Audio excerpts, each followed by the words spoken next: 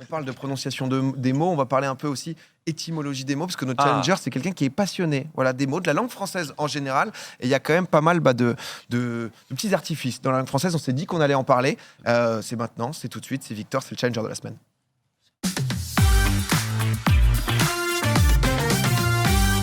Monsieur Victor Pierson, bienvenue, ça va ? Ça va et toi ? Bah ouais, super. Bonsoir. Super, Hello. merci, Hello, Victor. merci d'être avec nous. Alors comme je disais, toi tu es passionné des mots, tu as lancé un compte Instagram où tu racontes un peu l'histoire des mots, l'étymologie, un peu l'évolution, comment on en est arrivé à parler comme maintenant, quoi. Oui, exactement, parce qu'en fait les mots ont tous une histoire, et donc c'est toujours amusant d'aller la repérer et puis de voir quelle place ils ont dans la grande famille de la langue française, une famille où il y a des grands-parents, des frères et sœurs, des cousins éloignés, des pièces rapportées.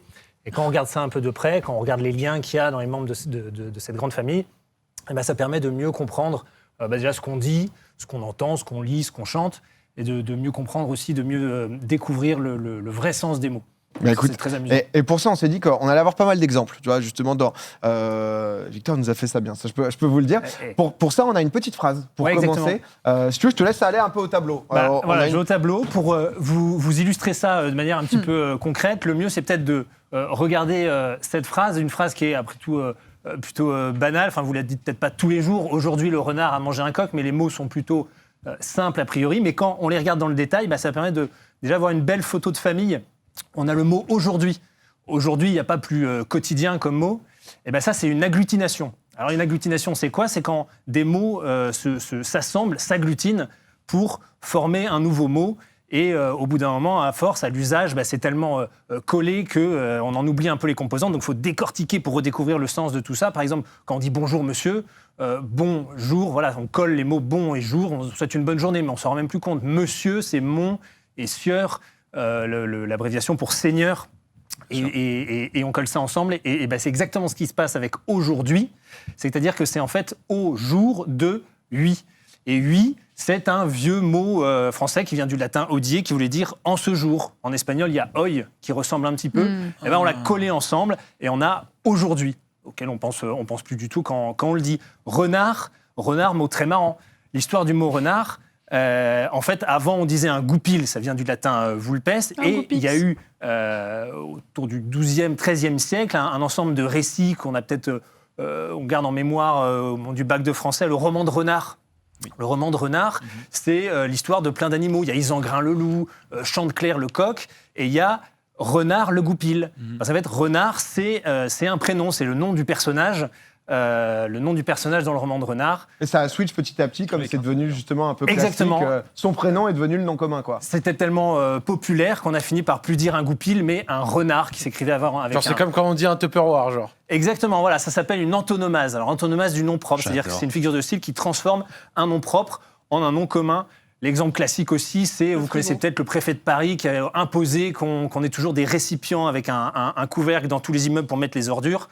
Il s'appelait Eugène Poubelle. Et Monsieur Poubelle, on a fini par dire, en fait, on va appeler son invention une poubelle. La loi du gars, là, c'est le nom maintenant. Exactement. Et puis, vous avez le mot coq. Le mot coq, c'est un mot qui vient de... En fait, c'est une onomatopée, c'est-à-dire c'est un mot qui imite un bruit. Il y a plein de mots comme ça dans la langue française. Ronronner, le cliquetis, les froufrous. De la robe, le coq, c'est pareil, c'est le bruit que fait l'animal qui a fini par donner le nom. En latin, c'est gallus, mais il y avait déjà aussi en latin populaire cocus. Alors, on se dit, le coq fait plutôt cocorico que coq. D'ailleurs, en vieux français, on disait non pas un coq, mais un coquericoq. Okay. Parfois même, on disait un coquelicoq. Et en fait, ce mot coquelicoq qui parlait de l'animal a fini par désigner la fleur du coquelicot.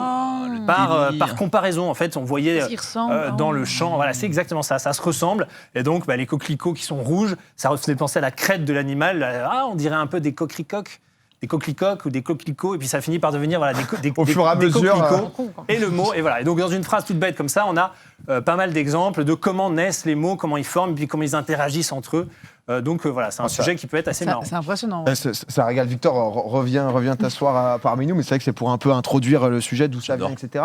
À quel point, justement, tout nous vient du latin, Oui, parce que là, il y a pas mal d'exemples où on cite du latin. Alors, le latin, c'est... on estime que c'est à peu près 80% des mots de la langue française, c'est du latin. Donc vous prenez votre dictionnaire, vous enlevez les mots latins, il reste un petit feuillet. Ça veut aussi dire que quand on vous demande d'où vient tel mot, si vous dites du latin, vous avez 4 chances sur 5 d'avoir bon. Franchement, c'est déjà pas mal. Après, le problème, c'est que le latin, il a souvent été très transformé. Les mots latins, on les prononce pas toujours tels quels. L'exemple un peu classique, c'est travail. On dit que ça vient de tripalium, qui était un instrument de torture. Et en fait, Ils ont associé. Voilà, et puis le sens a évolué, mais surtout aussi le mot lui-même, parce qu'entre travail et tripalium à l'oreille, ça, c'est pas évident. Il y a en revanche des mots qu'on utilise tels quels, des mots latins, maximum. Voilà, c'est aussi tout ça, quiproquo, des mots comme ça. Et il y en a d'autres qui sont un peu plus cachés. Ouais. Alors on va peut-être jouer à les trouver. Pour vous, vous avez chacun votre petit mot, vous allez devoir deviner. Comment, justement, on va commencer par toi, Rivenzi, comment disait-on en latin ailleurs? Il y a 3 propositions qu'on va pouvoir avoir, donc quand même, justement, dans le chat aussi, vous pouvez voter. Ailleurs en latin, est-ce que c'est absent, alibi ou abandon, qui sont des mots qu'on utilise, qui sont dans la langue française? Il y en a un des 3 qui a un mot tout simplement latin. En vrai, j'ai envie de te dire ailleurs, absent. Il y a un truc où si t'es pas là, t'es ailleurs, donc il y a un côté peut-être absent. Alibi, c'est autre chose. Le terme d'alibi, c'est abandon. T'as fait du latin ou pas? J'ai fait du latin, ouais. Elle est bilingue. J'ai fait du latin, mais j'ai vraiment de très très vagues souvenirs de latin. Une petite proposition, Rive? Je dirais absent. Absent. Bon, alors la bonne réponse, c'est alibi. Okay. Coup de genre. C'est alibi, donc les Romains disaient le mot comme ça, on l'a pas transformé. Alibi, en fait, c'est alius, qui veut dire autre, et ibi, ça veut dire ici. En fait, donc ça veut dire ailleurs. Donc quand on dit donner un alibi, c'est donner un ailleurs. C'est-à-dire, c'est donner, dis-moi, si t'étais pas là, t'étais où? Okay. Et ça, c'est un alibi. Ok. Mais comme quoi. Bags, petit quiz aussi pour toi. Zach, tu vas y avoir droit aussi. Ouais. Comment est-ce qu'on disait en latin je laverai? Est-ce que c'est je laverai? Est-ce que c'est javel, lavabo ou shampoing? Je laverai.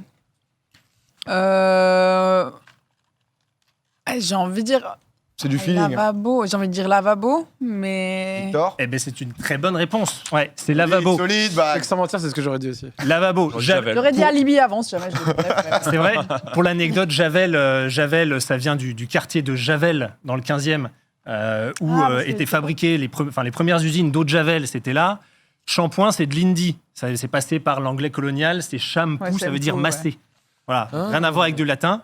En revanche, lavabo, c'est bien du latin, et donc c'est du latin conjugué, c'est la première personne au futur, je laverai.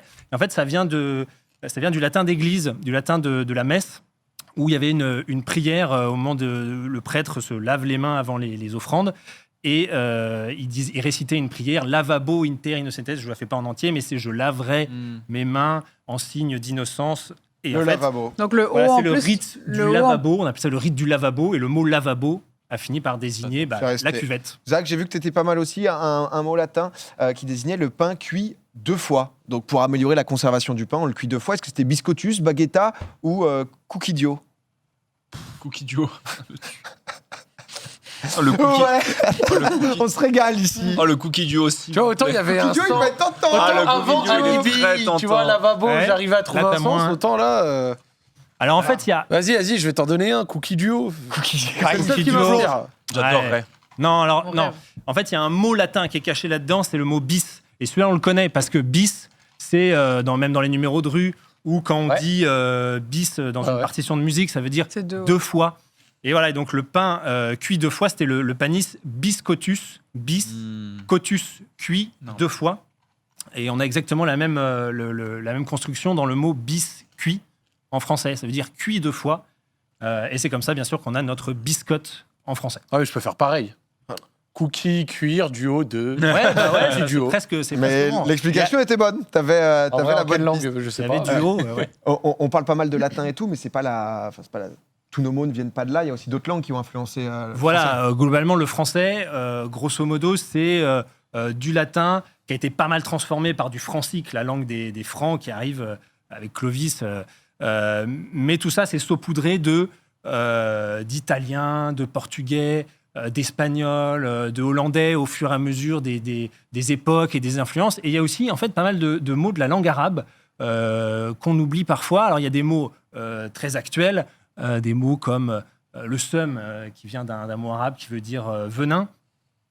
des mots comme Psartek, Miskin, Starfoula. On ne sait pas ce que ça deviendra, si ça va s'installer durablement dans la langue française, mais ils arrivent. Et il y a eu aussi, au moment du fin 19e, une vague au moment de la colonisation où les soldats français, quand ils reviennent en métropole, ils emmènent avec eux pas mal de mots de l'argot, type caïd, kleps, toubib, nouba. Tout ça, c'est des mots en fait qui viennent de l'arabe.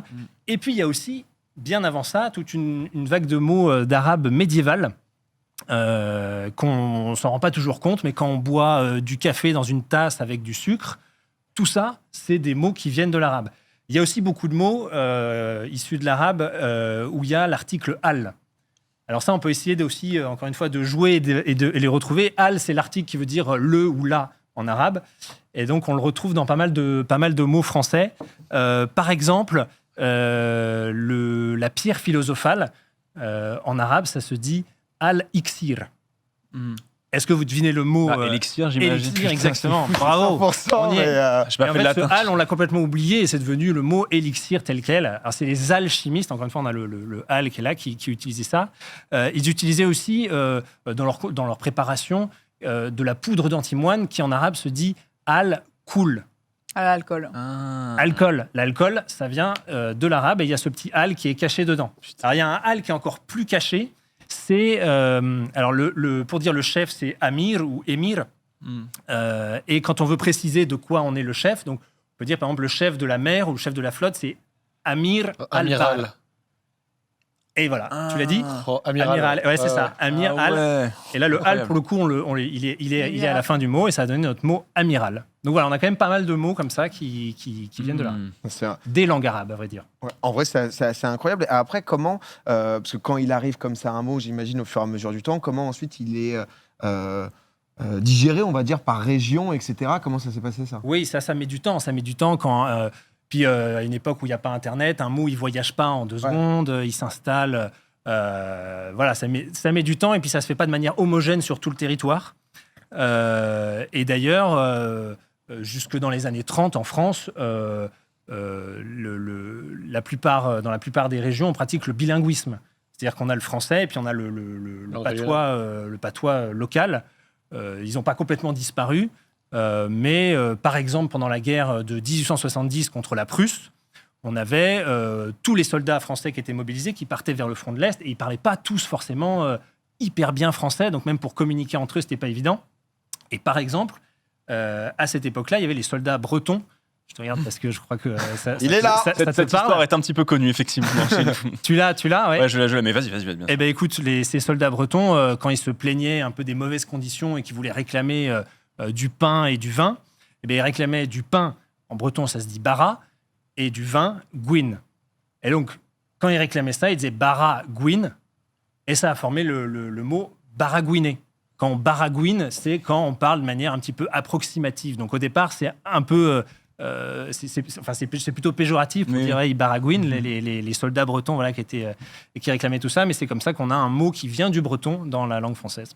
Est-ce qu'on a peut-être aussi, puisque c'est vrai que Baguera est suisse, peut-être qu'on a des mots qui nous sont venus aussi de Suisse En fait, il y a encore beaucoup de régionalisme, on appelle ça comme ça. Déjà, il y a des accents. Dans la francophonie, il y en a un paquet. Et si on se concentre sur la métropole et ses voisins proches, oui, il y a encore beaucoup de mots qui sont un petit peu spécifiques. On connaît hyper bien le débat pain au chocolat, chocolatine. Voilà, ça, c'est le grand classique. Mais en fait, il y en a aussi beaucoup d'autres. Alors, comme en plus, on a des gens, effectivement, un peu de... Il y a peut-être des prononciations différentes en fonction de là où genre vous venez, poêle et etc. poil, par exemple. Ouais, les poils. Ouais, il y a des trucs comme ça. Ça a été un gros débat dans le chat déjà. T'en sors tout vrai. juste, Rick. Donc, attends. Ne replonge pas. Attends, je crois qu'il y avait un sondage d'ailleurs pour est-ce qu'on dit une poêle ou une poêle. Voilà.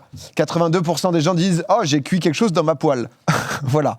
Eh ben, les 18%, on vous aime. Mais 18% de poêle. Non, c'est vrai qu'on se demandait avec Victor comment, justement, quand il pleut beaucoup, etc. Moi, par exemple, je dis genre, il y a une averse. Roille.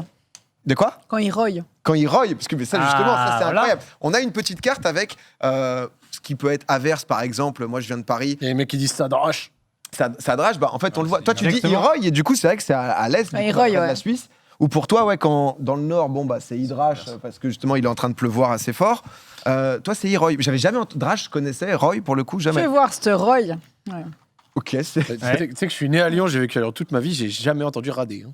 Frère, on est deux. Moi aussi, je suis né à Lyon, j'ai jamais entendu rader. Jamais entendu rader de ma vie, je découvre le mot. Moi, je dis hydrache. Il y a quoi au niveau de Nantes, Rennes, là c'est Il y a pas grand chose dans le stop. Non, en orange, c'est Je gueuné suis trop myope. ou renapé.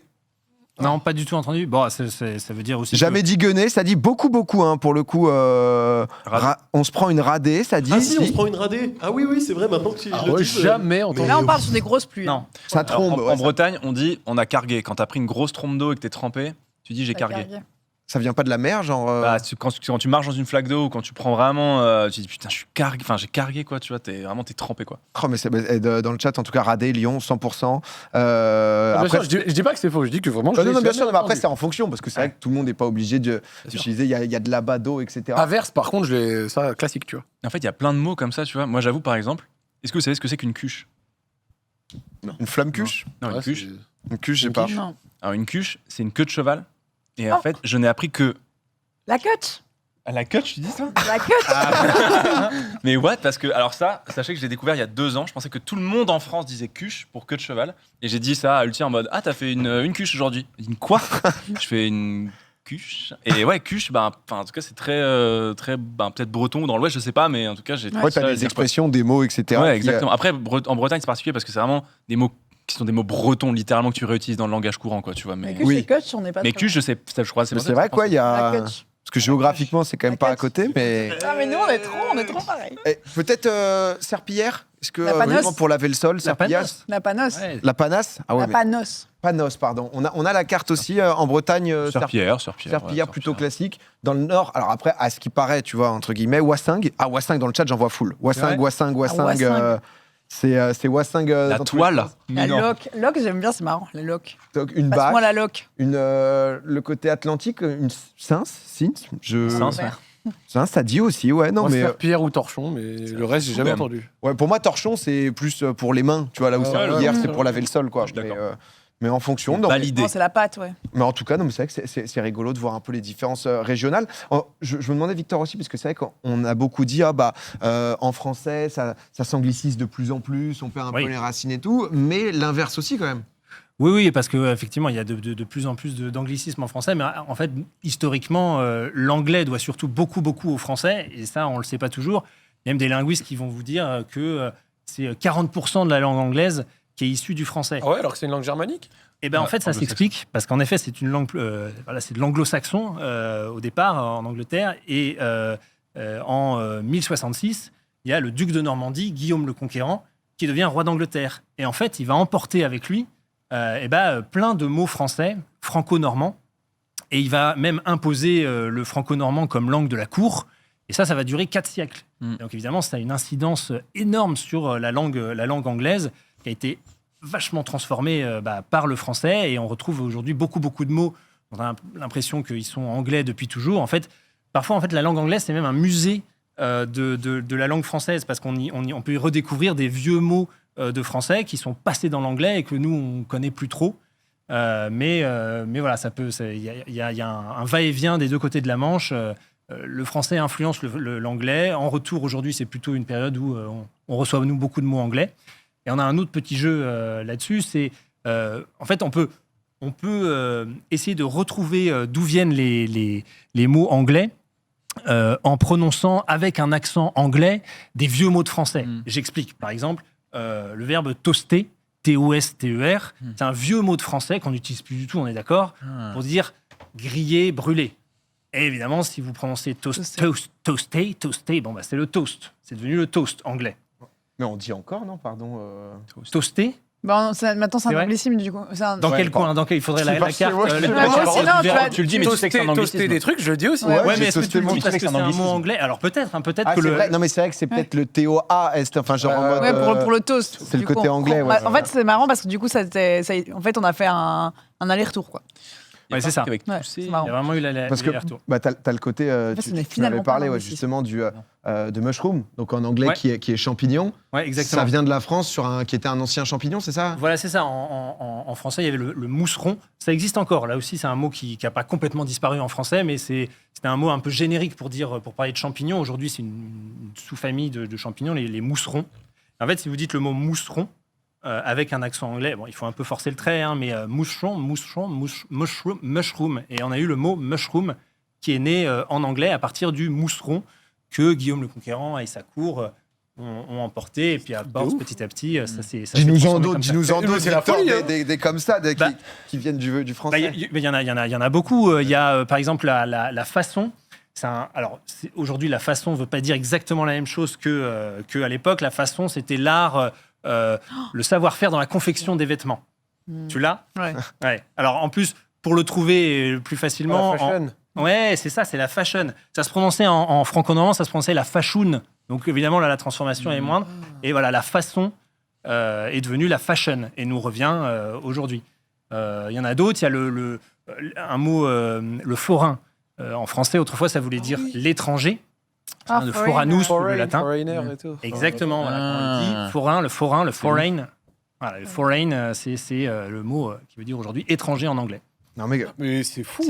au-delà de, parce qu'après, c'est vrai que il y a rendez-vous, etc. Voilà, et puis après, déjà vu un peu, ces c'est vrai, choses-là. tous les mots qu'on peut connaître aussi, mais c'est vrai que l'histoire avec Guillaume le Conquérant et tout, je connaissais pas trop. Victor, honnêtement, merci déjà d'être autant passionné par les mots. Franchement, c'est trop cool. C'était ton travail de bosser sur les mots ou c'est juste une passion C'est une que t'as- passion, c'est Ok. une passion. Ouais. Et là, c'est un petit aperçu, c'est infini. Enfin, parce qu'en fait, on peut faire ça presque avec tous les mots, essayer de voir d'où ça vient. Ah, c'est passionnant. C'est- Bah, moi, j'avoue, j'aime bien discuter avec des potes souvent de toi, c'est quoi, comment tu le dis ça? Pas comme Ouais. clencher une porte, quoi, tu vois. C'est un Ouais, truc que ça ouais, vient c'est- pas de chez moi, mais je sais que j'ai des potes qui disent ça, tu vois. C'est vrai que ça donne lieu à plein de conversations intéressantes à chaque fois, quoi. Et les gens, en tout cas, ont adoré. Si on peut remettre l'Instagram, Victor Pierson, si vous voulez plus, Victor Pierson Insta, vous le voyez ici avec plein d'exemples, justement. Et c'est vrai qu'il y en a beaucoup, pour le coup, des mots. Merci beaucoup. Merci beaucoup, Ouais, Victor. merci. Franchement, Merci c'était C'était un cool. popcorn, C'était très c'était un Merci régal. beaucoup. Merci, C'était un bonne plaisir. soirée, ciao. Bye. Bonne continuation. Top comme chronique et tout. Ouais, je me suis dit, c'était- Ouais, c'était trop bien. parce que c'est un sujet où forcément les mots on les emploie tout le temps, mais on ne sait pas forcément d'où ça vient, etc. Donc l'étymologie des cramptés, on va faire bosser Alors, le Victor quoi là-dessus, couper hein. J'avoue que les crampons, un peu déçu de ne pas avoir eu l'expertise. Du coup, on va arriver. Et c'était quoi ton truc de clencher une porte, toi? Bah, la clenche, c'est la poignée. Ouais, c'est ça clenche, c'est la poignée, ouais. Quoi? La Dans clenche. certaines Alors, périodes- je crois que c'est. On dit ça dans certaines régions de France, peut-être en Normandie ou dans l'est de la France, ils disent ça. Ouais. Ouais, clencher, c'est la clenche. clenche, crois, quoi. non Ouais, c'est la clenche. Ouais. Ouais. Je crois qu'on dit clencher aussi, je crois. Je sais pas. Mais bon, bref, c'est soit là, c'est la poignée de porte. Oh, je sais plus. il y J'ai avait- bloqué la clenche. Voilà, j'ai bloqué la Il y poignée, quoi. avait Ultia la dernière fois, elle est venue, c'était avec qui? Mais c'était peut-être avec Jigmé ou Joël. Il disait genre, c'était quoi le trou-trou là ou je sais plus quoi? Ah oui, trou-trou pour je me le loup. C'est ça. On va jouer à trou-trou. Et en fait, pour eux, c'était loup. Putain, Ah, mais personne ne dit trou-trou. Ouais. Alors qu'en fait, si- On va jouer à trou-trou, c'est genre on joue au loup quoi, tu vois quand t'es petit quoi. C'est Ah ouais. trap-trap, etc. Oui, C'est vrai que c'était trap-trap. C'était trap-trap, pas trou-trou. Ouais, c'est ça. c'était- Pour- trou-trou. Oh, Pourquoi wow, pas? wow, C'est le wow. trap-trap, tu vois. Mais c'est non, mais comme quoi, c'est vrai qu'il y a plein de différences. Ça vient un peu de tous les côtés. C'est comme le terme, tu vois, ton sac plastique en sortant des courses. Bah, c'est très connu, mais par exemple en le Bretagne. cornet. Le quoi? Le cornet. Le cornet? Vous me donnerez un cornet, s'il vous plaît? Ouais. Ah, non, on dit un pochon. Ouais, voilà. Nous, ça... Il y a la poche aussi. Ouais, la poche dans le sud, dans le sud-ouest. Moi, c'est le cornet, ouais. C'est quoi ça? C'est le sac de course? Ouais, c'est le Le petit sac sac de en course en plastique, plastique, tu sais, qu'on te file, enfin, qu'on filait avant, tu sais, quand tu sortais des courses. Et nous, on dit pochon, je crois que dans le sud-ouest, Un ils disent cornet. La poche. poche, ouais. Et Ça toi, dit Petit cornet. Le cornet, petit cornet. Petit cornet. poche ou sac. Ouais. Trou-trou égale plouf-plouf. Une poche, monsieur, s'il vous plaît. Non, mais comme quoi, c'est vrai que je trouve ça assez marrant. C'était trop cool. En tout cas, n'hésitez pas à donner de la force à Victor et ça fait plaisir. J'ai vu que cette petite chronique vous avait beaucoup plu.